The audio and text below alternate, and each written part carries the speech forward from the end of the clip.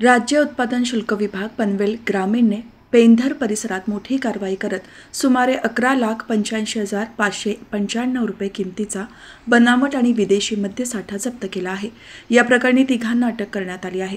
राज्य उत्पादन शुल्क विभागाच्या पनवेल ग्रामीण युनिटने तळोजा पोलीस स्टेशन हद्दीतील योगेश वजन काट्यासमोर दारूबंदी कायद्याअंतर्गत सापळा रचला होता।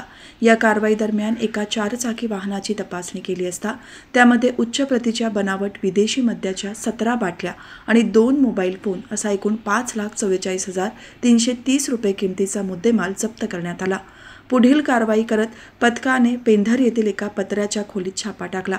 या छाप्यामध्ये उच्च प्रतीच्या बनावट विदेशी मद्याच्या 54 बाटल्या, विदेशी मद्याच्या 42 बाटल्या तसेच रिकाम्या बाटल्या, बनावट बुचे, बनावट कागदी लेबल आणि इतर संबंधित साहित्य असा एकूण 6,41,295 रुपये किमतीचा मुद्देमाल हस्तगत करण्यात आला।